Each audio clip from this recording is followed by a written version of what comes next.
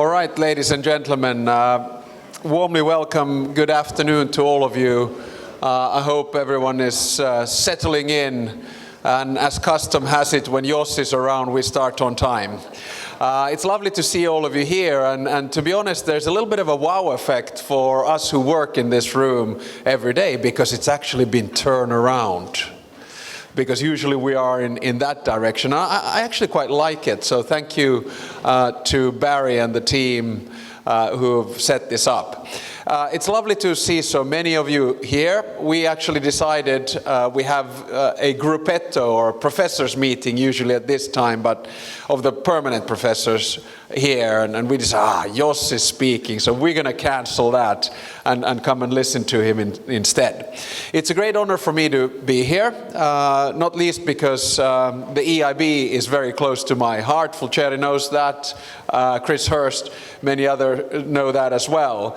And this is going to be our EIB Climate Chair Lecture, which, as you will all know, will be given by Jos Delbeke, who is not only our EIB chair, but he's also the former DG, or Director General of DG Klima, and has been very much not only a trendsetter, a pioneer, but also a trailblazer in this field. And from my personal perspective and looking at things transnational, I think there are actually 4 megatrends that all of us, no matter whether you come from a democracy or an autocracy or something in between, are trying to deal with. One of them is demography, so population in Africa going up and age coming down. Europe, population going down and age coming up. The second issue that we're dealing with and grappling with is economy, which after all is the foundation of all the welfare states, more or less, around the world. If you don't have a functioning economic system, you're not going to be able to provide the public goods, and therefore you're not going to be able to govern. Doesn't matter really where you come from. The third one is technology. So basically an understanding that a lot of the things, or an understanding that technology is changing not only the way in which we work, but it's also changing the economy, it's changing the way in which we communicate, and at the end of the day, it probably will change us as human beings as well. But we won't go there today. But the fourth, and I think one of the most fundamental structural challenges that we have, is in the field of climate and in the field of Jos. I don't think that the climate crisis can be solved with a magic potion or one thing. It's a combination of so many things, which Jos and his team has been talking about in various formats. It's about getting regulation right. It's about getting finance right. It's about getting innovation right. But it's also an understanding that climate today is about geopolitics as well. Can be and will be in many ways used as a weapon.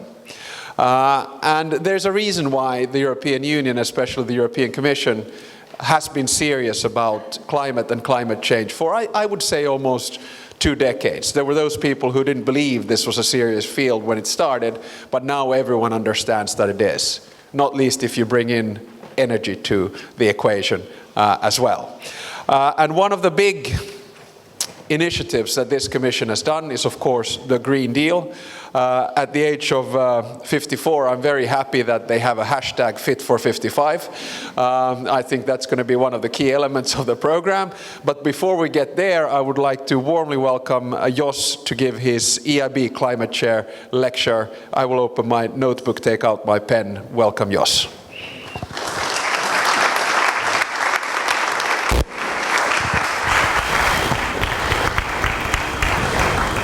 Well, thank you very much. It's a real pleasure to address you today on climate change and on where we are, because as Alex was outlining, climate, energy, technology, innovation, finance is mingled up very much with all the challenges we are currently seeing, and not least with a very sobering environment.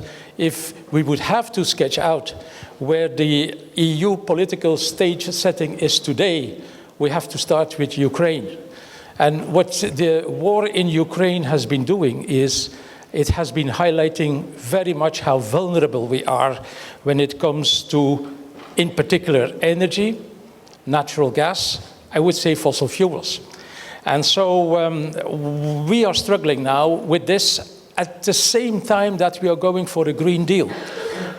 You would say it is going to be easy because getting out of fossil fuels is exactly what we need on climate. So that is the bottom of the good news I'm bringing to you. But of course, there are going to be many hurdles, at least because we are going to see some social and political fallout.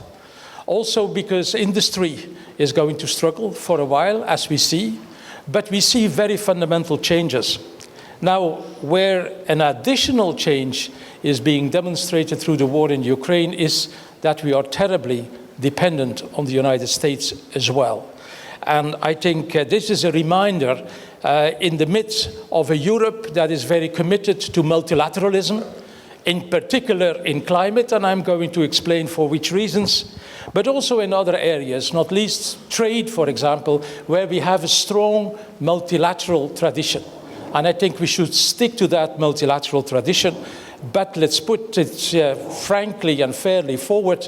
The war in Ukraine is putting pressure on that multilateral regime, and the question is, how are we going to navigate with our climate policy through? Now, the Green Deal basically was putting forward Europe as a laboratory for low-carbon technology and for low-carbon, innovations, technologies, and policies. So that is good. We see a lot of responsibility when it comes to climate. We see a lot of economic opportunity coming up, and we are adding those days a new dimension, which is the security. The energy security in particular, but the wider security frame in which we are acting. So what I'm going to tell you today, 3 chapters basically, the global challenge of climate change, because it's truly global, the climate targets in the EU and the Green Deal, and then come with some considerations on the impact of the war in Ukraine. Now first, the global challenge on climate change. In fact, climate change is a new type of environmental problem because normal and the classic environmental problems are not good for human health. When we talk about air quality or polluted water or waste or whatever, it's not good for your health, and so there is a climate problem, there is an environmental problem. But the climate problem is not doing any of these nuisances, in an immediate respect to your health. So it took a long time, and it took the scientists of the world to come together to say there is a problem at hand. And the scientists, who are they? Well, goodness that we have a multilateral tradition also in the field of science, and that is the Intergovernmental Panel on Climate Change. Who are they? The scientists from all over the world coming together very regularly, discussing pages and thousands of pages of scientific research in order to agree to something. And they agreed on many things. They produced thousands of papers. But what is important is what I try to summarize in 3 points only. And I'm doing unfairness to the work that has been done. But, we have to be concise in what we are doing here. And they say climate change is unprecedented. What we see in the warming of climate systems is not seen for decades, for centuries, even for millennia.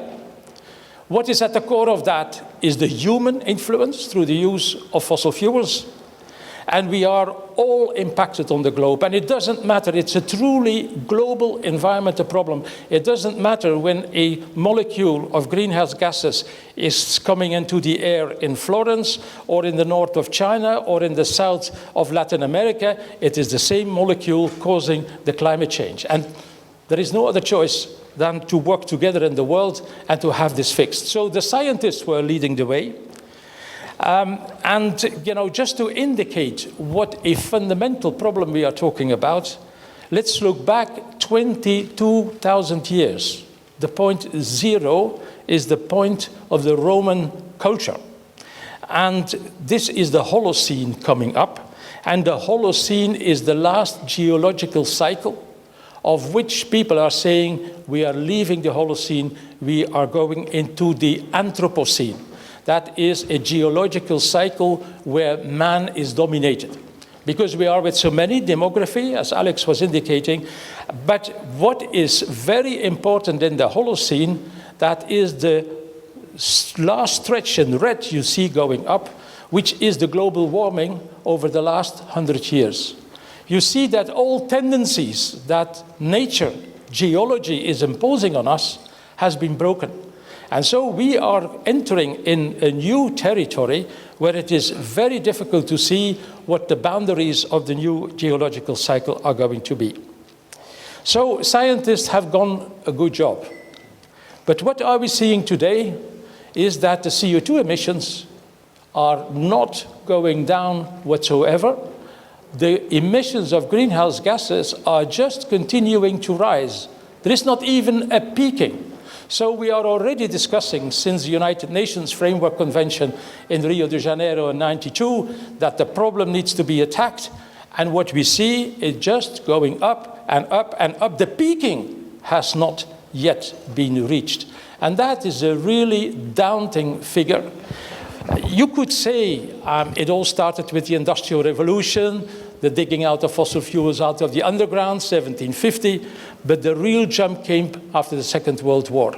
And you could have expected that as of the 1980s and 1990s, we could have seen a leveling of the greenhouse gas emissions, but exactly on that moment, we saw a new part of the world industrializing, Asia. And that is where we have misread the facts. In 1992, in Rio de Janeiro, when the Climate Convention was agreed, it was only then that China and Asia started to industrialize. Now, that's not finger-pointing Asia, let's be very clear, but the world is industrializing. And because of that, we are not yet peaking in the greenhouse gas emissions, or put it differently, they just continue to go up. It's very frustrating, despite 20 more years of talk and negotiation, greenhouse gas emissions are not going down. How should we look at that? Well, the easy view is, who is the largest emitter? Who is emitting the most? Very easy to go, and that you see on the screen. China is the biggest emitter. Close to a third of greenhouse gas emissions in the world. We are in the EU with a minor percentage. So you could say, why are you bothering?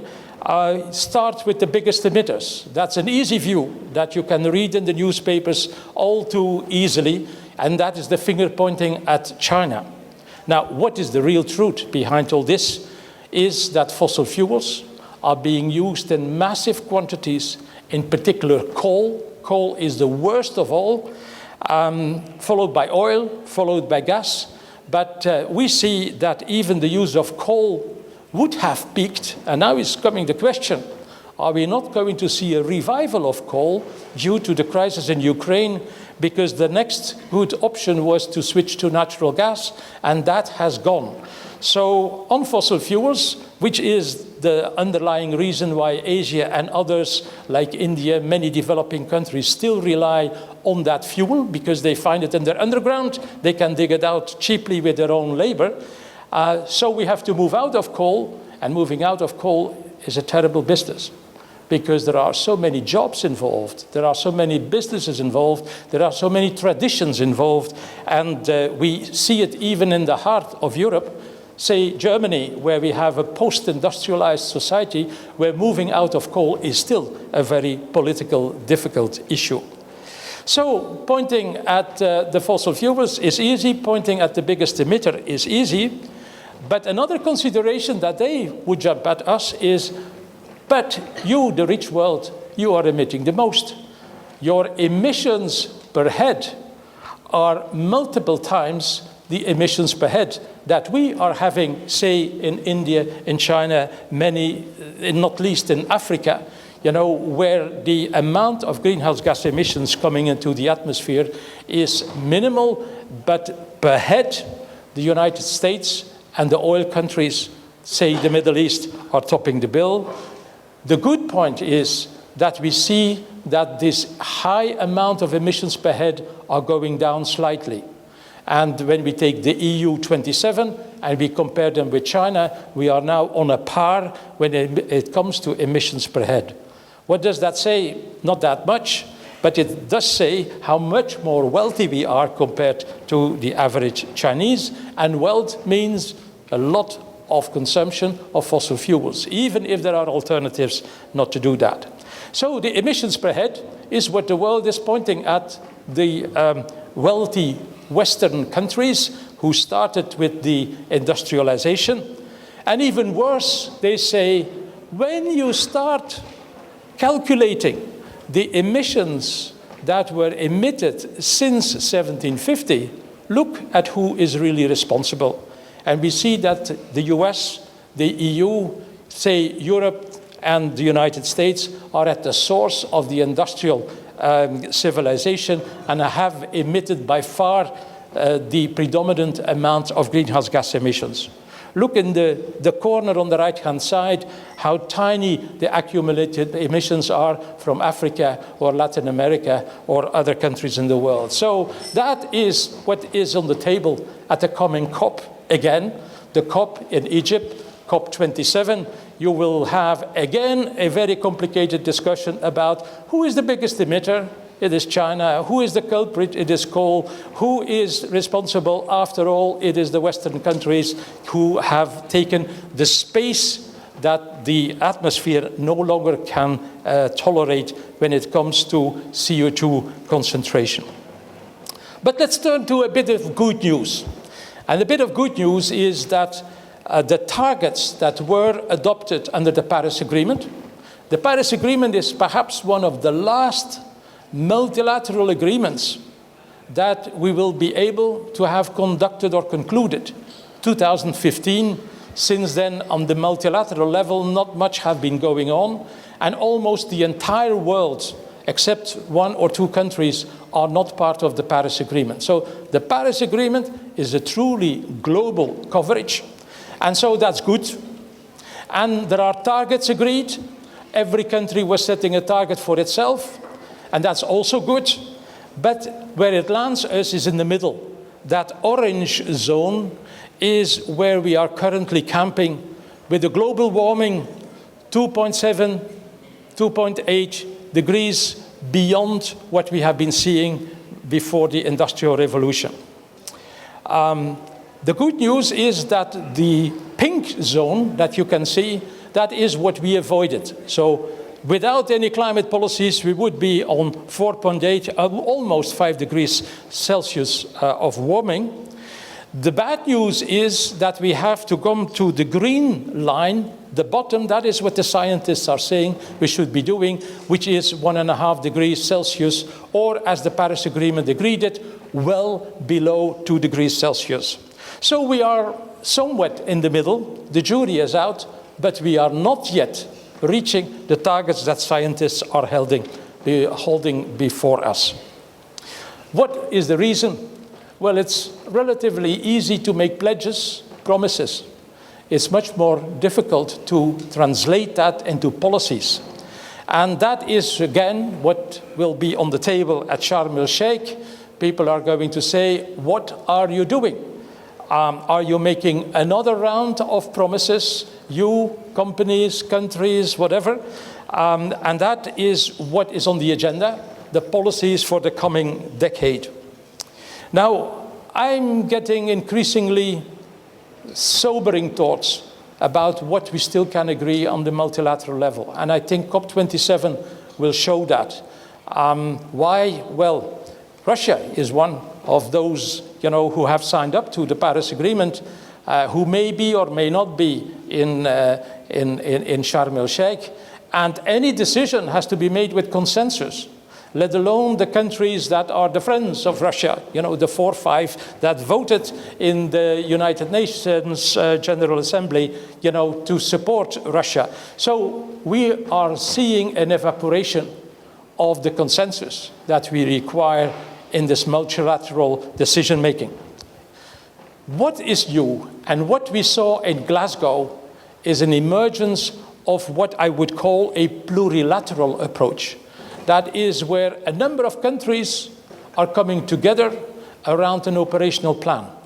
And one of the innovations that were done was by South Africa. South Africa is a very coal-dependent country. More than 90% of electricity generation is based on coal. It is a left-wing country. It is dominated by the unions, and the unions are fighting for continuing coal. Just to say, South Africa has been very proactive in the climate negotiations, but still there is a very, difficult internal problem. There is a lot of coal. There are a lot of coal miners, and having this change operated sooner rather than later is not going to be easy. But still, the South Africans came forward with the business plan. They said, if we get the renewable technology, if we get the finance up to X billions that we need, if we receive from the West the technological support, we can reduce our emissions with X tons of CO2. Very operational. And if we are not going to do it, come back, tell us, and we can rediscuss, the help and the support that was given. So that plurilateral approach, concentrated on policy and on action, is what we need to have. And I think we could do a lot here at the School of Transnational Governance when we work together with our African fellows, for example, when we have outreach of people coming from all over the world to take information on this. We can build on that. We can develop climate finance. We can transfer technologies or share mutual experiences on technologies and on policies. So far, the good and the bad news on the global side. We are not reducing emissions, but what we are doing in Europe can be seen. We have a Green Deal, and as you can see on the graph, the Green Deal means we are going to be net zero by 2050. The net is standing for the fact that there are still going to be some greenhouse gas emissions, but they will be compensated by removals that we are taking out of the atmosphere. And that is what you see in 2050. On the graph, we are going below zero, to compensate for the emissions still left. But let's concentrate on where we are today. Today, we are reducing our emissions with roughly 25%. We said by 2030, we would do 55% of reduction. So we are in 2022, and half of the task still needs to be done.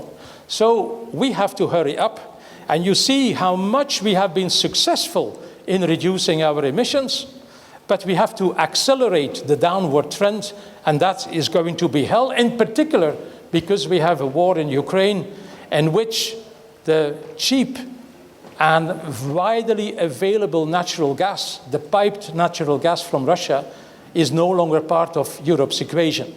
So it's not going to be easy to deliver, but there are ways to do that, and I'm going to zoom in on that in a minute. Very important is also that we are in Europe decoupling. That means that despite the downward trend in emissions, our GDP figures are still going up. So we are not sacrificing economic growth per se for the sake of reducing emissions, something that some of our international partners are studying with great detail, not to mention the Chinese, for example, who came forward and said, oh, Europe succeed in reducing its emissions without a drop in economic activity is a very important message. And the core of that is, of course, technology, as I will come to that. The Green Deal that the European Commission was launching is, in fact, a huge investment program into low-carbon technologies. And we will have to accelerate that in all possible areas, but of course, primarily in the energy sector, but also in the transport sector and in the housing sector, where we will use much more electricity that is generated through low-carbon sources, primarily, we hope, renewables, but to some extent also nuclear, controversial technology. Some countries want it, some countries do not want it, but very important that it is electricity without the high carbon content. So that is what the Green Deal is all about. So it's not only about green and electric cars, it is also about public transportation, it is about substituting fuels that are much more low carbon. There's a big debate going on for the aviation sector that has no easy technology in electric planes. So we will have to change the fuel and how to produce that fuel that is low in carbon, many ways to do that. But that is the trend we are going to see in Europe: electrification, massive rollout of renewables, massive renewal of our energy and electricity infrastructure, the storage, the grid, the digitalization of these ways of producing energy, and a much more efficient use of energy. Buildings is a big problem in Europe. 70% of our buildings are old buildings. So we have to renovate them. We have to put in double glazing, you know, the roofs, insulation, etc. And that is going slowly. Now it's good that what is being done to finance all these investments is quite substantive. The ETS is the European Trading Scheme, and coming into that in a minute, is creating some fresh money. But a very important source of money is the Recovery and Resilience Facility, of which was decided, you know, that is the post-COVID fund, which is quite a new way of financing European politics and European programs. And it was decided that 37% would be directly related to the Green Deal, which is a great way of moving forward. And we have been copied on that, if we may say so, because that way of financing green investments have been followed, in particular in the United States, with the Inflation Reduction Act, where a lot of money, even much more money compared to what we do in Europe, is being channeled towards green investments. Now, the EU is also reorienting its funds.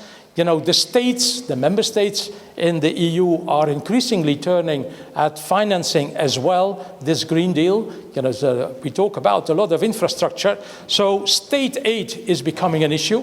And every time a big file lands on the table of Mrs. Vestager, you know, we have a new debate about state aid, whether this is good or bad, etc. But in the end, almost every time, you know, when the sufficient green checks are being added to it, they get an approval. In particular, the important projects of common European interest are a very important new vehicle.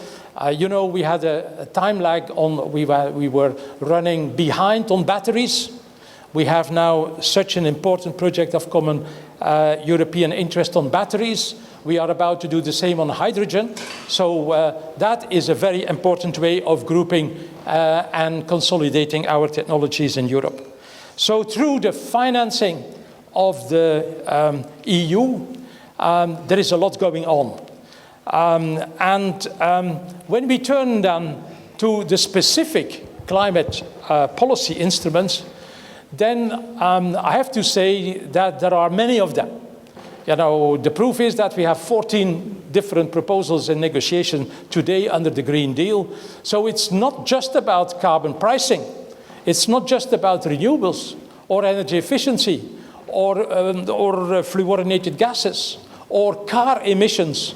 You know, car emissions, a very, you know, important decision was made in Council and Parliament, that is to remove the conventional engine by 2035, which means that by 2035, all vehicles on the market will be either electric or be driven through hydrogen, which many experts say is not going to happen through hydrogen or e-fuels, but the majority is going to be electric, and the convention engine is being moved out. So just to say, there is a combination of instruments.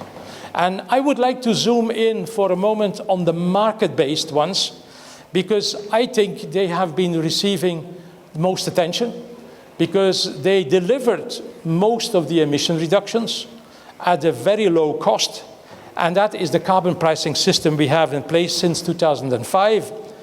That is now being added by an obligation on financial operators and big companies to disclose their information about their greenhouse gas emissions.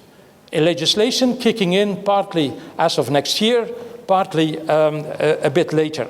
But it is coming that all major corporations in Europe will have to disclose their information about their carbon emissions, just as we are doing for the financial sector. And that transparency added to pricing is going to be a very important element. Now let's turn a moment to the carbon pricing instrument we are having, the EU ETS. It covers more than 10,000 installations, and it has been the engine to reduce emissions at a price that today is considerable. The price today is between 60, 90 euros, something like that. It is fluctuating. The war in Ukraine, the instability on energy markets is, of course, obviously related to all this. But what is the problem that we are currently facing is that this carbon market price was an incentive to move out coal and substitute coal by gas in the power sector.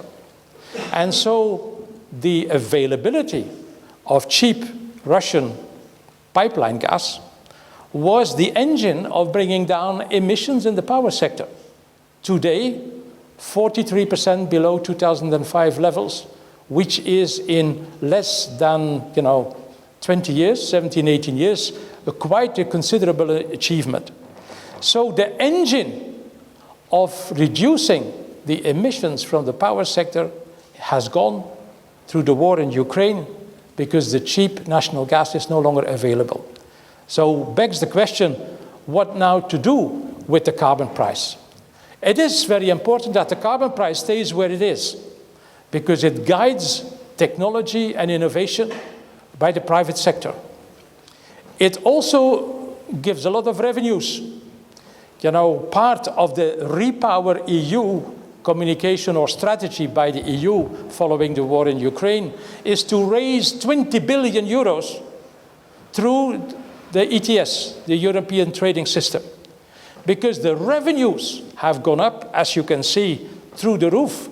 There are instruments financed by the EU ETS, like the Innovation Fund, that were negotiated 10 years ago for an envelope of 5 billion, who have today something related to 75 billion. So the revenues have been going on tremendously. So the attention about what to do with these revenues has increased a lot. So one of the core measures that is currently under discussion in the Fit for 55 package is the EU ETS. There is a lot of nervousness around the price going up and down a little bit, but staying at the level it should stay. But very important is that now a carbon border adjustment mechanism is being developed, which is a tariff at the border for the import of carbon-intensive goods. Read energy-intensive goods. Read steel, cement, non-ferrous products, chemicals, things that we are using massively in Europe. And so having a carbon border adjustment is going to be a major change to be developed. It's very close to finalization in the institutions. And so we can see as of next year that a carbon border adjustment mechanism is going to be approved. It will take time to have it implemented, but it's a very important game changer in the instruments that the EU has as its exposure. Also, extending the ETS is being discussed. More sectors, but more importantly, heating fuels and transport fuels would also be brought under the ETS. The charm of having rapid emission reductions under the pricing system led to that consideration, and so that is going to see the light of the day. Controversial, because energy prices are already very high. Potentially, this may further increase the energy prices, and we may see a delay before this extension of the ETS into transport and heating fuels may see the light of the day. Today here, we discussed the voluntary carbon markets, which comes from the fact that companies, global companies, take commitments to go net zero by 2050 and to reduce their emissions and also use offsets, a part of the emissions to compensate for the emissions they're still going to have.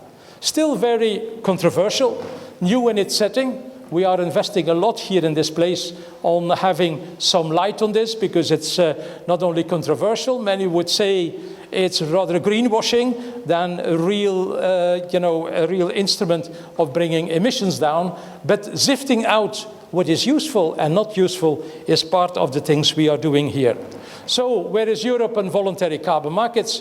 It's going to come, if only because the rest of the world is moving into that space. Not least the Asians and the Americans are going into that direction. The whole question is how we can create integrity, real environmental substance when these voluntary carbon credits are being used. So let's then move to the third part of the conversation, and I really would look forward to your questions. I was hinting here and there already to the impact of the energy crisis, because we have now a very busy autumn in which the Fit for 55 is on the table of Council and Parliament. We can expect that half of the proposals are going to be closed by the end of the year, exactly in the period where we see upheaval on energy markets. Electricity prices, gas prices, you have been following the news. Shall we cap? Shall we not cap? What is a cap? What is a ceiling that we want to establish? But we come and hit the same truth. That is that the EU 27 is very different in the use of energy. The fuel mixes are fairly different in Europe. Take a country like France that is relying primarily on nuclear, or a country like Poland or Bulgaria that is still heavily relying on coal. So you have to unite all these considerations into one European legislation. What the outlook is, in my view, on the climate and energy transition is that fossil fuels is in any case out of the system. We see that the era of cheap natural gas is over. And what is worse, the trust in Russia has gone. Perhaps for a decade, we will see how things turn out. But fossil fuels is hardly seen as the solution by anybody. The truth, the brutal reality is that the energy prices we are seeing for gas, electricity, oil, even coal, they are so high that everybody is turning away from fossil fuels, looking for a more efficient use of fossil fuels. So there are strong incentives coming from the energy markets. It is surprising that the targets that were agreed on climate and energy have not yet been challenged, except in the margin of the political discussion. There were calls to put the ETS on hold, but they are not followed widely through. So the climate and energy targets are very much standing alive. No one is questioning the climate neutrality by 2050 and the target for 2030. It's not by accident that Mr. Putin has, by Politico, the European journal, has been considered as the main actor for the climate transition when there was, the search for who is the most, proactive individual having fostered the green transition. Mr. Putin was on top of this. So it's a mixed blessing. We may see over time what is going on, but what is sure is that the short term is going to be very grim, because now it's a general scrambling for all kinds of resources, energy resources that are available. Old coal, old facilities, old nuclear facilities are being left longer open and are, just being brought on stream. The use of wood is even expected to increase in urban settings. So we are going to see an increase in greenhouse gas emissions in the short term. And that should bother us long because basically the fuel switching, as I said, from coal to gas has come to an end, we hope temporarily, but it's not going to be the LNG terminus that is going to drive the big emission reductions we have been seeing under the ETS in the past. So in the long term, prices do their work. In the long term, it's better to see and to have the high energy prices being rolled out, but they stimulate to a large extent the rolling out, a massive rolling out of renewables. Storage facilities are being reconsidered. Massive investments in energy efficiency are being considered more actively and proactively than ever what we have seen before. So in housing, transport, and industry, we see a radical change when it comes to the use of fossil fuels. So I think in the medium term, we will see a lot of innovation activity away from fossil fuels. Is this without problems? Of course not. The most immediate problem is, of course, the social problem. You know, lots of people may look at insulating their houses, going for heat pumps and electric vehicles, the God knows what, solar panels. But this is for those who have saving reserves. And there is a fairly important share, part of our population, perhaps even a third of the population, who have no saving reserves that they can use for all this. So the question, the political question, how to address the fuel poverty is going to be squarely on the agenda for the coming months. And that hopefully is not going to pollute too heavily the climate agenda that we have been agreeing so far. As I said, the targets for 2030 are not being challenged, but it will depend on how successful our political systems are of dealing with the social and political problems related to the high energy prices. My deepest worry is, however, the competitiveness of our industry, because our industry has been a big user of this natural gas coming over from Russia in particular. And so the competitiveness of European industry is going to be a worry. There are talks about how to tweak all our legislation in order to avoid a deindustrialization of Europe, something we should really be worried about, because if our carbon and energy intensive industry, such as chemicals and steel and non-ferrous and cement, were to leave Europe entirely, we would not see the possibilities of continuing a prospering continent and a climate neutral continent. So I mentioned the CBAM. The CBAM, that is the tariff at the border that is going to be created, is going to go through. So the legislators are going to finalize their work. The question is, how is it going to be implemented? And I think that much more work needs to be done in order to bring in new partnerships with countries that we were hardly talking about of making partnerships with. Egypt is in the front line now because of the COP. They are producing hydrogen. We talk about Middle East countries like Oman, or African sub-Saharan countries like Namibia, or countries like Morocco, engaging and being in the front line of what Europe could do. And so the real challenge is going to be to develop a geopolitical strategy where we can embrace those newcomers and make them part of the energy transition that we have been tabling for ourselves. There is a lot of sun and wind also in Africa, so why would we not go massively and support them in that? And I would hope that at the COP we are going to see this industrial cooperation be given new life. The G7 was looking into this.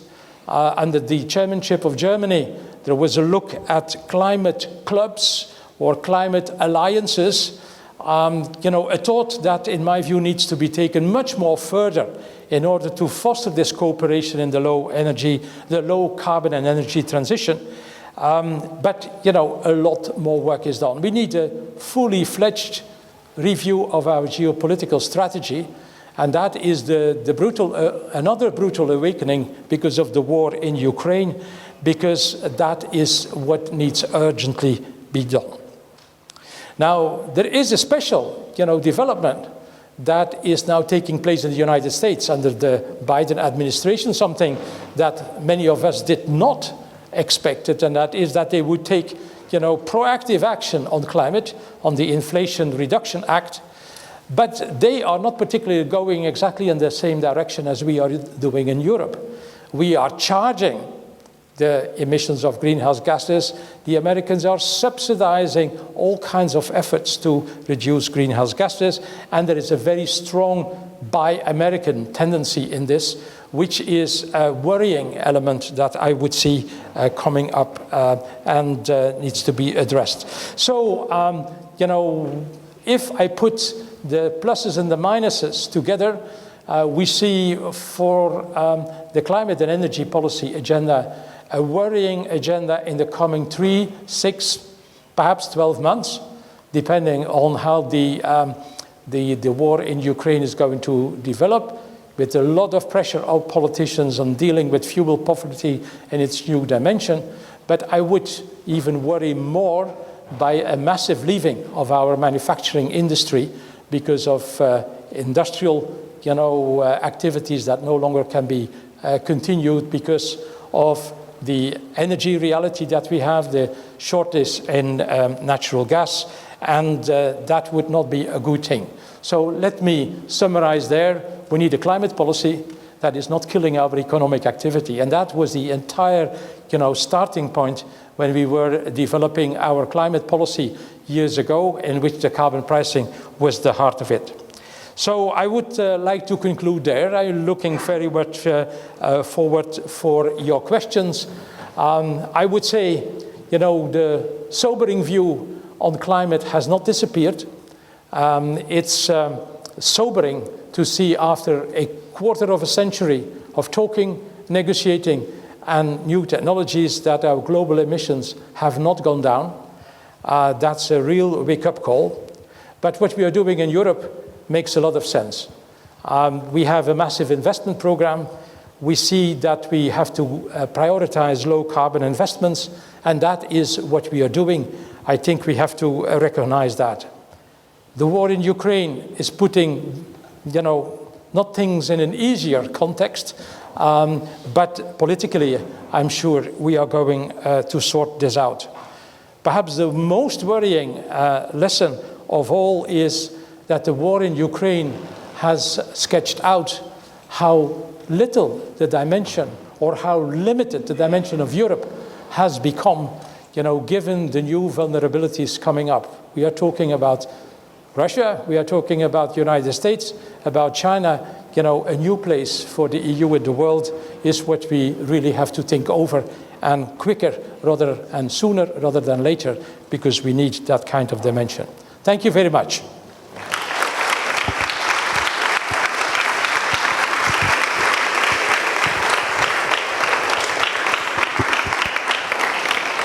And we, together with Peter Vis, we were developing a little book that still summarizes the legislation as of now, and it is freely available, downloadable for all those who would like to go into that.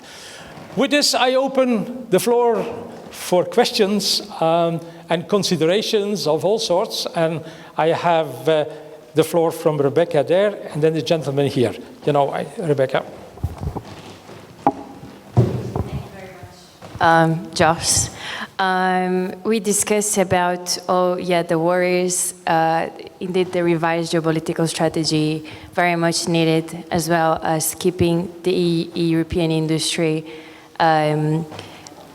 improving.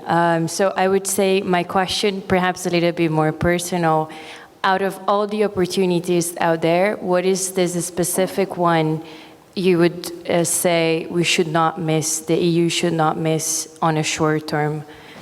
Okay. Not an easy question. I think that we have to regain hope in renewable energy in Europe. We have to do all the things I said, energy efficiency, homes, etc., etc. But one of our star policies that have been produced to a large extent through European effort is renewable energy. Was very expensive in the past. It required a lot of subsidies. Massive, resources have been going into that. But now that technology is mature and it can be rolled out, and still it is sometimes in newspaper articles, too easily minimized as, you don't think that solar panels and windmills are going to save us. When I see the latest development in wind technology, floating installations in the sea, so that means the high sea is exploitable for electricity generation. So we should embrace that much more proactively, much more resources. But there is one other element that goes with it, and that is that we need infrastructure to bring this electricity on board. And we see the NIMBY, reappearing in all its formats against transmission lines here and there, etc. If you produce electricity, let's be thankful that we can do it low carbon in the high seas, and you want to bring it on board, then yes, you need cables, you need grids, you need infrastructure to do that. And the NIMBY phenomenon is not helping us there. I think we have to come to quite real on all this. But to be short, I think the real surprise is that when I follow the IEA, the cheapest way of producing electricity today is through renewable energy. But all the rest has to follow.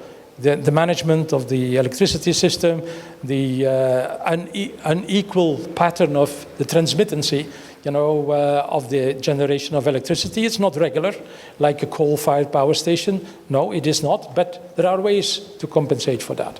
So my short answer would be massive rollout of renewable. We have lots of resources. We continue to underestimate the potential there. I had a question here.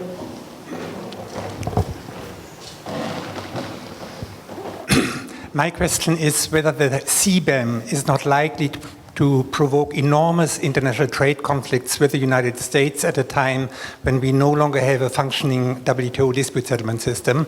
And the reason is, of course, that the EU relies on first best policy instruments, carbon taxes. The United States cannot do that, so they rely on environmental subsidies, on illegal import restrictions, on product standards, on countervailing duties. And this is bound to create international conflicts. In an ideal world, the Transatlantic Trade and Technology Council would have the time to elaborate what you propose, a transformation of the CBAM into a carbon alliance. But, do you think that will be realistic in view of the past failures of the transatlantic partnership over 25 years? It has hardly ever produced anything of great value. I share your worries, and I would even be stronger.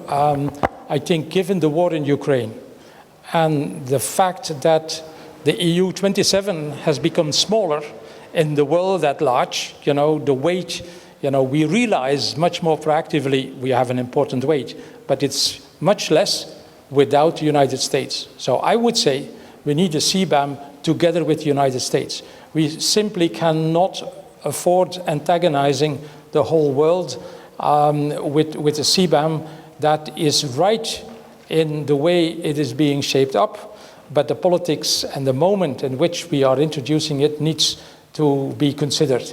That's why I like this climate club idea that the G7 has been circulating. It needs to be given further, further energy. We are not yet there, but we have to make out of the new partners, including the United States, part of the transition we are going through. We know by now, unfortunately, that a number of important countries are not going to follow through this low carbon transition. If we look at Russia, their sense of modernity has gone. That's another sobering thought. We thought they would. We thought we were convincing them.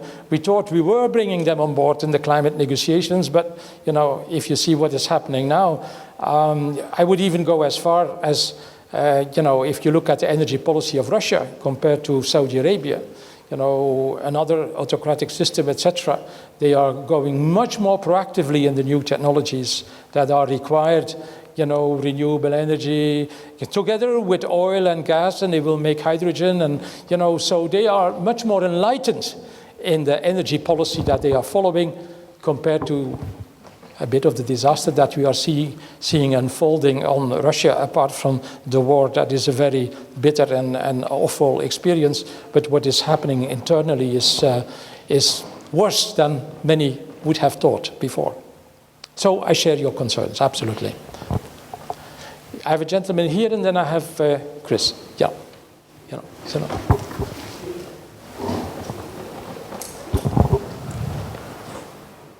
Thank you for a stimulating talk. I wondered if I could get your views on India. Your graph right at the beginning showed that India had just nudged ahead of the EU, and we know that if India were to follow China's development path, all of the numbers that the climate scientists have generated would essentially tip us into a 3 or 4 degree world. And it also seems as if India and Russia are talking about fossil fuel investment and consumption, and there is an old bilateral mechanism that the old Soviet Union had with India that essentially allowed those two countries to bypass all their hard currency arrangements. So if that were revived or modernised and India were to go down the same path as China, then I think, you know, we could pretty much kiss most of the assumptions you're talking about goodbye, potentially, I guess. Yes, you are right. India, in the statistics, is one of the few countries close to the amount of emissions per head that is close to the 2 degrees Celsius, which is 2 tons and something per head. So, of course, it's a big country, and it's the social differences are huge. You know, you have people working or living in the first world, the second, the third, and the fourth. But there is another situation, I would think, with India, and that is in the field of energy. They have a relatively free market, and nowhere in the world we have seen such an enormous picking up of investments in solar power generation. They are the champions in the world. They have big, huge companies putting up solar panels, you know, solar panels and solar, you know, concentrated solar in installations in massive amounts. So they have a very dynamic private sector in the energy field, which is not the case in China. What is awkward is that they have a lot of polluting coal-fired power generation facilities, and they are still there. And nobody can touch them because they are enshrined in local political arrangements, you know, in all the states that make up the Federation of India. So that is where I would worry. But, you know, we all know after 1 or 2 or 3 decades, they are also coming at the end of their lifetime. So I would hope that they continue on their renewable energy elan. Also, they are embracing lots of new technologies. You know, we are now all talking and thinking about hydrogen. They also are investing a lot into that. So I would say the challenge is that, of course, if 1 billion and a quarter of people coming to into the industrial society where they were not, they are going to consume more energy. That is absolutely true. That's the drama of demography, you know, as Alex was mentioning at the opening. But there are also some very good signs that indicate they are not going to go the path of Russia. Of China, you mentioned. So in that sense, I'm somewhat more hopeful. But you never know in the current world. I think we also have to reconsider our climate diplomacy. in a much more enlightened manner. You know, the Green Deal setup, which is a combination of technology, of new jobs, of investments, you know, we have to export that concept to other parts of the world without saying we invented it. You know, that is where this plurilateral arrangements that I was mentioning with South Africa is a model where we can say, well, let's put the best of what we have available. Someone has money, someone has technology, someone has place, someone has a lot of political goodwill. You know, let's go and tease it out. That's the new way of working, implementation. That's why I'm cooling off a little bit on the multilateral negotiations, you know, in particular in the current circumstances that are not going to deliver any more consensus on substantive issues. I had Chris Hurst, who was asking for the floor, and then George, and then Anna, and then Mageshi. Well, thanks, Jos, for the interesting talk. I think if to bring it back to Europe and to bring it back to the Ukraine war and the implications of that, I mean, we face a long-term problem and we face a short-term problem. The long-term problem is how do we have a sustainable economy by 2050, and there's a whole set of technologies in place that can get us there and policies that may get us there. But we also have a short-term problem, and then the question is, will the solution of the short-term problem also have consequences for how we deal with the long-term problem? A short-term problem is that we will get through this winter, probably, with the gas stocks that have been built up, as long as it's not too cold. But we're going to have a serious problem in the winter of 2023, and assuming that the problems in Ukraine, or let's say the problems in the war in Ukraine may come to a stop, but assuming that we don't normalize relationships with Russia anytime soon, that can continue for a few years. So we have an immediate short-term problem of how do we keep industry operating and how do we keep households warm in this period of time. And one solution is running coal power stations more. I mean, I don't think that's the end of the world. You're talking of a couple % of EU primary energy consumption that would shift back to coal. So, I mean, that would slow down your downward path a little bit, but it wouldn't necessarily deviate you substantially from that. But if the solution is to build substantial gas import infrastructure, which may be necessary, the question is how likely is it that that gas infrastructure that will be built is going to be actually used only for a few years, which is that the implication of following the downward path is that you will use this gas infrastructure for only for a few years. So if you built a lot of gas infrastructure, new gas infrastructure, which has a technical life of 20 years, how likely is that to cease to be used after a period of time? And is there a risk that the use of gas would continue above those levels that were necessary for you to maintain this downward path? We don't forget, it's from now, it's 0 in 2050, so you're supposed to be, in 25 years, we're supposed to get rid of our carbon emissions completely, and gas should be really disappearing by 2040.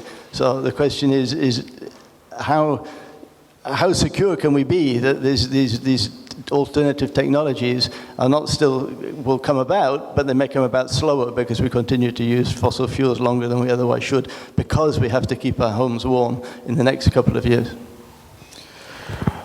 Well, I think we have two elements: households and industry. Households, I think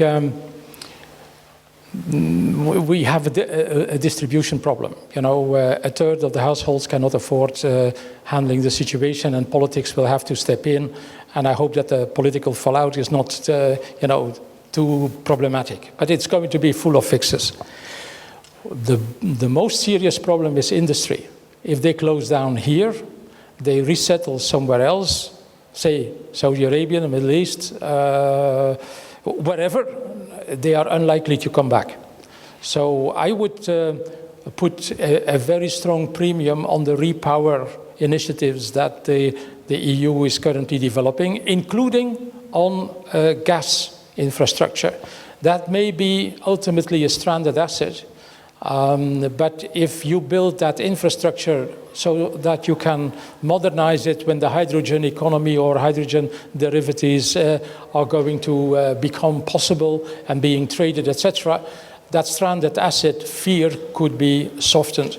But if all what we are seeing now, the fertilizer industry is closing down, you know, I hope it will come back, but it doesn't look like when I hear voices from industry. If the same would happen to steel and others and other sectors, then we become very vulnerable again, because then the whole European continent depends on import of strategic goods, which cannot be a sustainable solution in the future. Also, because when we import those steel and chemicals from elsewhere, they generate emissions in the country of origin. So for the climate, it doesn't make a difference.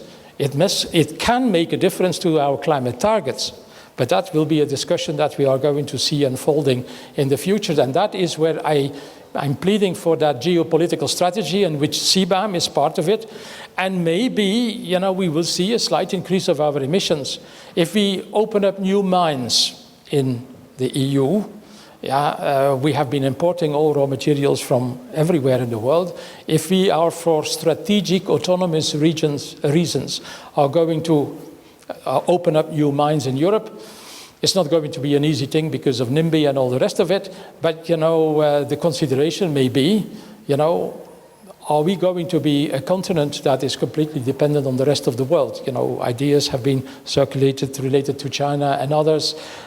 So my premium would be on having a sizable industrial sector still in Europe for strategic reasons, and pay the price for that in terms of greenhouse gas emissions, but minimize that price through the modern technology, hydrogen, whatever, that you can cope with. So it's again an investment in a new technology you have to come forward with, and marginally there may be an increase of greenhouse gas emissions, but I would be, you know, willing to discuss that, because we know that most of the stuff we import from elsewhere is having a climate record that is much worse.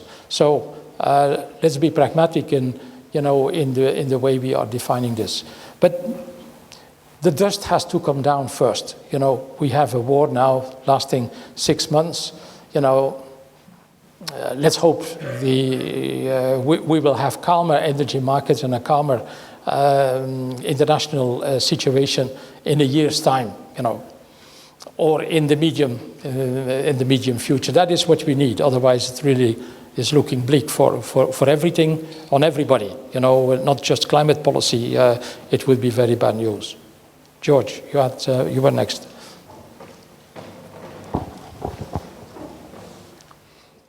Thanks.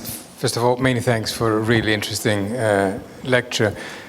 My question follows up those of Chris and Peter, not surprisingly. It's the post. I was listening to you and I was reflecting on how different this lecture would have been if it was before February, where we would have been saying, okay, we're not reaching the targets, but we're on the trajectory, a little push more, the dynamic returns are there, industry is moving. But it seems to me that we haven't adjusted completely our narrative to how significantly worse the situation is now. I mean, you said very correctly that we have a very difficult short term, and then you said, well, the medium term could look better, which is a bit of a voluntarist, I think, approach, in the sense that we've got 3 countries that are absolutely key in the energy transition out of the picture, in a sense. Russia being one, China being the second, and India probably the third. I am wondering, it will be very interesting to see how they appear in COP and exactly what their stance is. So I have 2 questions. My first is, have scientists crunched the numbers again, given the kind of short versus medium-term dilemmas that Chris was talking about and the trajectories that these imply? Because it would seem to me a priori that this would mean that we're completely off our goals. That's the first question. And the second is, do you have the feel that the policy response, both on the side of the EU and of the US, is anywhere near what is required, the significantly worse situation that we find ourselves in? Or are we just tinkering in the margins and not realizing that what we are facing is much, much worse situation than we were before? And finally, if I may, we talked a lot, and you talked a lot about all the market instruments that we're using. There is another element that you haven't really touched upon very much, which is the changing public view of climate and the fact that there seems to be a much bigger recognition of the importance of changing behavior. And do you have a sense in this overall calculus how this is playing into the whole equation and influencing policy? Okay, several questions. The scientists have not done the maths all over again. Because if you take the scientists, the worldwide evidence, it hasn't changed with the war in Ukraine. You could even say, if we go for a recession, economic activity in the world is going to be less, we are going to deliver the worldwide targets easier, which is not my preferred way of doing it, but you could say it. So on the world level, not much has changed. On the European targets, there a lot has changed. Our targets were calculated, all economic assessment, with natural gas as the swing fuel for 1 to 2 decades. Yeah? So we would move out of gas by 2030, 2035, not now. So we would use much more gas and then go out of gas. That picture is now completely disturbed. And gas is going to remain expensive. That's why we need a rethink, and I agree with you, inside Europe, what it means in the long term. Now, in 6 months' time, the international situation could look different, etc. So we should not put into question the Fit for 55, legislation that is going on there. Even the targets, we should not touch them, because the targets have a lot of flexibility. We can do a little bit less now and a little bit more in, say, 2027, 2028. So you have the flexibility in the target setting. So let's look first at that flexibility. But the new situation brings that more industrial activity should, in my view, be undertaken in Europe. And that is not what we anticipated in our assessments that we were doing before the war. Because it was, the global setting, we were trading with Russia, they were our best friends and all the rest of it. So the European targets, yes. Is public support changing? Yes, but I also hesitate for the following reason. There is a lot more public support. But when it comes to translation of actions, there is already much less support. And where I'm really worried about is the polarization of the climate agenda. And that's what we have in the United States. You are of one party, and you are almost a climate denier. And you are from the other party, and you are almost a climate proactivist, by way of exaggeration. If we would have that in Europe as well, then we are really facing a difficult time, politically speaking.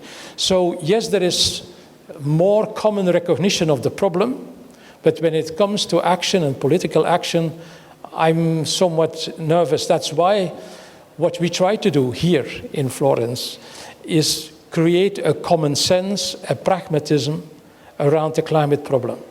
And the pragmatism is you need technology, you need investments, you need good economic activity, low carbon, very demanding, high carbon price, no problem that it should be rightly done, but we are not in for killing our economic activity, so play the agenda in the center, not in a polarization where there is flight shaming and there is all this kind of emotional arguments that in the end are creating their own limits. Because against the flight shamers, you then have another part of the population who says, I will never, ever, give up my duty or good right. So having pragmatism, economic sense, I think brings us much further in tackling the problem. And that is where the science lies, and the science should continue to guide us. So that would be, my line of standing in the problem after 25 years. We have seen all vogues of being very pro-climate and more critical, etc. Pragmatic, good economics, be demanding on low carbon, but hope and invest in new low carbon technologies. A lot is there. We are just not using it. A lot, the renewables are there. They are cheap. And still, we see hesitations. Why? That is what the IEA is all the time saying in its reports as well. The United States is worrying me to some extent that they take a completely different direction in terms of a huge subsidy program that is very protectionist, buy American almost everywhere. So that's not particularly what we had in mind, say, a few years ago, but it comes from the polarization. They cannot put in place the sensible policies we are putting in place here, such as tough standards on cars. They are still divided. You have the Californian standards versus other standards, or carbon pricing. The idea comes from the United States. They did it on sulfur with a great success. We copied their successful sulfur example, but then they were unable to follow it through in their own economy, even if it would make a lot of sense in the American context to do that. But I stop there. I'm just saying, common sense brings us much further based on investments, technology, and pragmatic solutions. I have Anna, and then I have Fulcheri. Yeah, okay. Anna? Sorry, Kenneth, yeah. Thank you very much for this really inspiring lecture. And here, let me please bring also the leitmotif of EU Green Deal, which is in fact, leave no one behind. And I think it's really important, especially in the current socio-economic also context and geopolitical context overall. So I think it's important. And here, may I please give the credit to all the local communities which already since, I would say, 2017, were phasing out coal in Europe. And I'm talking here about coal regions, what we call coal regions in transition. And those are indeed, we can say, the pilots for the EU Green Deal. And here, when we are talking about all the challenges, creating jobs, economic diversification, repurposing of the land, indeed, those were the communities we were discussing how we can do it together. And there is, as we speak now, they are preparing the strategies how to deal with it. So indeed, when you mentioned, and thank you very much for bringing the industry back into the picture. Thank you for bringing the energy dimension as well into the picture. And I know that you mentioned this fear that we might lose our energy-intensive industry, we might lose the industries, but I remember all those discussions every time we negotiate free trade agreement. And there is always a fear, will the industry stay in here? What will happen to our supply value chains? And luckily, we still have, and it's the backbone, especially our small and medium enterprises being a backbone of our economy. And I think it's important to kind of think about it and to have the belief in our innovation, in our creativity, and in our passion, let's say, with the European values that we have at heart. So thank you very much for that. Thank you. Thank you. And I think, as you are rightly are indicating it, our trade agreements is the stick and carrot. That it's an art. There is no brutal science about all this, but that's the way to go for small and medium-sized companies, but also for big companies. And it goes both. Because if you are only giving carrots, that's my question vis-a-vis the United States, it may also be reversed. So it's a balance between the two. And also you have to bring everybody on board. That is where regulation is a very attractive tool. You cannot only work with the progressives. The laggards must be brought on board as well, and that is what legislation is doing. I have two questions, Fulcheri and Kenneth. I'm sorry, Kenneth, I overlooked you, but Fulcheri perhaps first, and then Daniele, if there is still time. Yeah. Hello, thank you. I'd like to go back to Alex's introduction on the four structural changes: climate, technology, economy, demography. Of course, all the lecture is about the climate. We mentioned a lot about technology changes, economic readdress or redirection.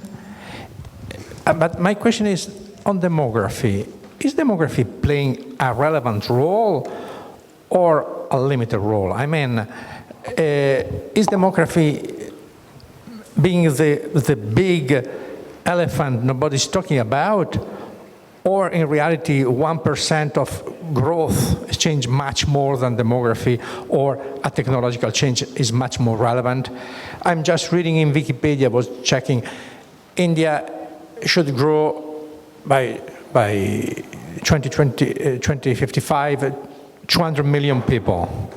Is that very relevant, impacting massively the carbon output of India, or is much more relevant a change of a technology in cars or housing or whatever? Demography is, of course, playing a role, and an important role. I mean, the number of people you're indicating that is going to grow in India, but even more so in Africa, is absolutely daunting. The question is, can you put that into a policy? Can you have a population policy? That is where I would refrain from. Demography and the dynamics related to that, the more people we have on the planet, we have grown on our planet with a factor 15 from 1 billion in 1900 to 800.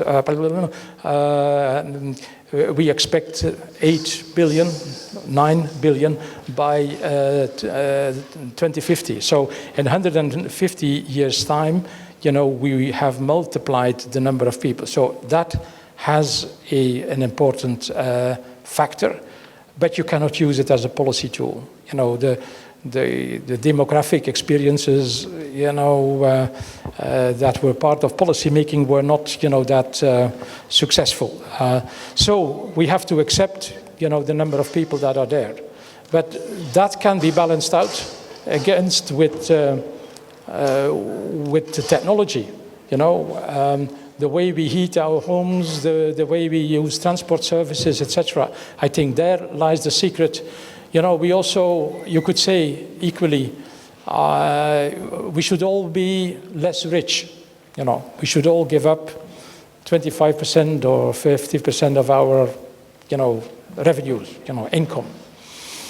I'm not sure that that is going to be popular in society, in voting for that, not only here but also elsewhere. It would give rise to a polarization again of the debate, and so I would be very, cautious and take this as a given. But it's a challenge. I'm not saying the more people you have on the planet, every person on the planet consumes and is at the source of CO2 emissions. So it's a problem, but we can hardly use it as a policy, I think, to say one or the other continent is not allowed to grow any longer. Yeah, that would be very, very difficult to defend. Kenneth? So what you consider as a short-term pressure in Europe is, in some parts of the world, a long-term problem. And we've seen what Europe has done from a pragmatic perspective. So let's step back a bit. So if we look at other parts of the world where these problems are long-term, what should be done to accommodate them? Because they also need to make this rational choice that Europe has done at the moment. And if we're talking about geopolitical strategy, we also know that strategy is all about interest, it's about power. And when you go to COP27 or 28, as the case might be, these things will play out. So my question in a nutshell is there a place for justice and fairness in the conversation you've had? Because even if you look at it from a market perspective, some African firms are being denied of finance at the moment or threatened by the fact that they are not compliant to maybe some Western European standards. So where is the place of justice and fairness in what you have discussed tonight? I'm all in for a just and a fair transition. The problem is how to define that in policy terms. And where I see the debate today risks sometimes being put upside down and that you start with justice and fairness, and you start defining it all in different ways, and you don't come much further. So that's why, how much I agree with the concepts, that we need corrections for a fair and a just transition. But the transition has to come from two sides, from the market and from good governance. That's what we are teaching here. You know, governance, you need a kind of regulatory structure. You need institutions to take care of that. And that is a challenge in some countries in the world where the governance structures are weak. Now, we have not to teach, much to the outside world. We see how politics also in Europe is splintering and fragmenting and etc. So we all have our challenges wherever we are. But you need good governance and you need well-functioning markets. And if the two can go hand in hand, then you have the opportunity to translate the just and the fair dimensions that you want to give to it.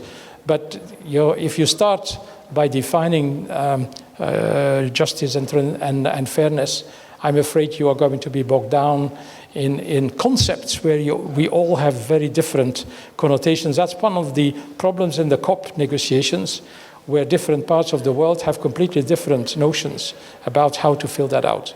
And so we talk past each other, and we don't get out of the mess any longer. So that was a little wonder what we could achieve in Paris in 2015. Today it would no longer be possible. The world has not gone in a consensual direction. But then we succeeded in having a pragmatic discussion, accepting justice, and fairness as pillars of the entire equation, but start with good governance and guide markets, and markets need to be held by finance and the whole, institutional setup that we are having. So that would be my reaction. There is Daniele asking, for the last question, Daniele. Big responsibility. I guess the relationship between markets and the wider public and governments has always been problematic. You've been one of the instrumental people in bringing markets in the environmental field. Markets can do a lot of good, but as we've seen, they can create a lot of problems. Are we learning from the mistakes that markets are teaching us? I'm thinking at the high carbon prices, the gilets jaunes and the CO2 field, the energy and the electricity price right now. We're scrambling for solutions, short-sighted solutions. But once things are going to get back to normal, are we going to forget to actually intervene and correct markets and regulate them properly? So are you optimistic that we can actually, we could have guessed that this would have happened with Russia. We guessed it 10 years ago when they did the first invasion and it happened again. Are we ever going to learn, how to properly regulate markets and look ahead instead of just explain the past? Well, I would hope we learn something. But we will always be surprised by a new crisis. You just cannot predict the crises that are going upon you. Now I'm following, of course, the crisis in Ukraine. When I was in charge in DG Klima, there was the Lehman Brothers fallout. The financial crisis, the industrial crisis, the surplus of allowances on the ETS, the prices going down.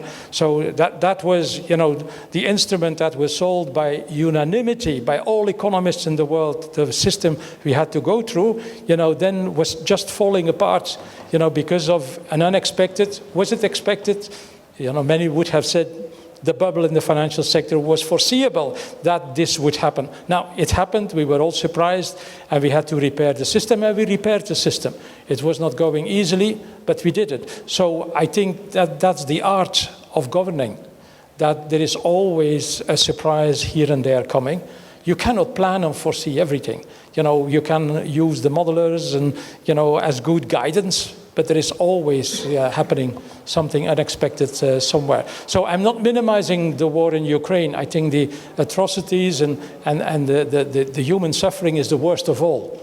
But one day Ukraine will be rebuilt, and I would hope it's going to be with the low carbon technology, investment, infrastructure. They are going to start brand new, and I think we all should start thinking about that as well. One day, the war will have come to an end, and what will be left behind is going to be not nice. So the way how to conceive it, how to create solidarity is going to be another governance question. So with that positive note, I would think also, President Zelensky is making noises in that direction, and people are already, going around spotting the promising technologies, leaving behind the old set of technologies that in any case are now destroyed and unfortunately, with what we are seeing unfolding. But thank you very much for being so numerous today. For some of you, I have told nothing new. For some of you, I have told something new. But what I hope is that we can put the war in Ukraine into perspective in order to handle the immediate future a little bit in a more manageable way when lots of discussions of gloom and doom come up. I think there is a lot of pain. If there is a long-term transition process of 2-3 decades condensed into 2-3 years, yes, there is a lot of pain.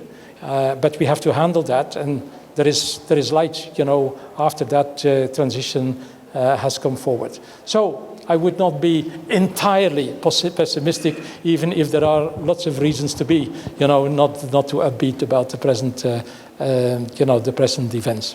So thank you very much. Leave me, on behalf of Alex, to invite you for a drink outside and to have an after chat. I will be more than pleased to be around. Thank you.